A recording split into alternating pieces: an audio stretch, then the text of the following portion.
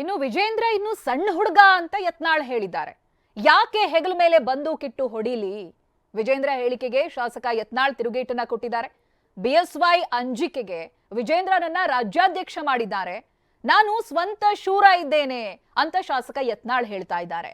BSY ಬಚ್ಚ ಅಂತ ನಾನು leader ಆಗಿಲ್ಲ, ನನ್ನ ಸ್ವಂತ ಸ್ಟ್ಯಾಂಡ್ ಮೇಲೆ ನಾಯಕ ಆಗಿದ್ದೇನೆ ಅಂತ ಹೇಳಿದ್ದಾರೆ. ಹಾಗಾದ್ರೆ ಇವರಿಬ್ರು ಕೂಡ ಏನೇನ್ ಹೇಳಿದ್ರು, ಯತ್ನಾಳ್ ಏನ್ ಹೇಳಿದ್ರು, ಅದಕ್ಕೆ ವಿಜೇಂದ್ರ ಅವರ ಕೌಂಟರ್ ಏನಿದೆ, ಈ ಮಾತಿನ ವಾಗ್ದಾಳಿ ಹೇಗಿತ್ತು ನೋಡೋಣ.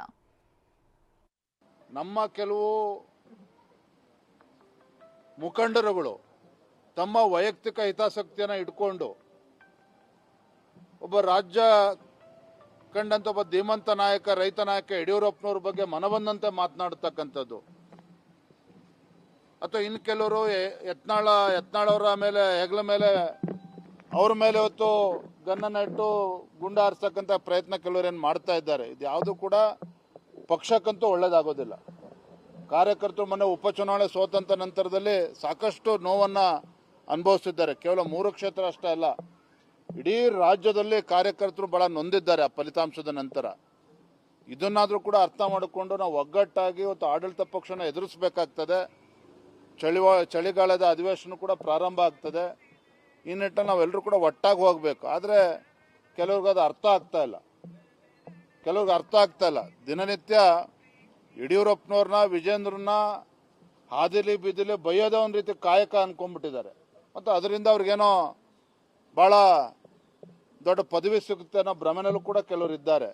ಅದು ಯಾರೋ ಬಗ್ಗೆ ಚಾಡಿ ಹೇಳ್ತಕ್ಕಂಥದ್ದಾಗಲಿ, ಯತ್ನಾಳನ್ನ ಪಕ್ಷದಿಂದ ಹೊರ ತೆಗೆದಾಕಬೇಕು ಅಂತೇಳಿ ಒತ್ತಾಯ ಮಾಡುವಂಥದ್ದಾಗಲಿ, ಅದು ಯಾವ ಪ್ರಯತ್ನವೂ ಕೂಡ ನಾನು ಮಾಡಿಲ್ಲ. ಅದರ ಅವಶ್ಯಕತೆ ನನಗಿಲ್ಲ. ಆದರೆ ಕಾರ್ಯಕರ್ತರ ಅಪೇಕ್ಷೆ ಇದೆ.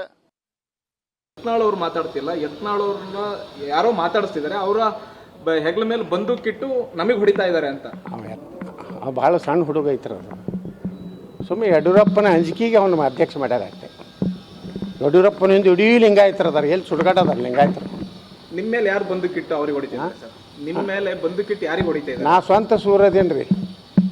ಯಾರು ಇವ್ರು ಯಡಿಯೂರಪ್ಪನ ಬಚ್ಚ ಅಂತ ಹೇಳಿ ನನ್ನ ಲೀಡರ್ ಅಲ್ಲ. ನಾ ನನ್ನ ಸ್ವಂತ ಸ್ಟ್ಯಾಂಡ್ ಮ್ಯಾಗ ನಾನು ಲೀಡರ್ ಆಗೀನಿ.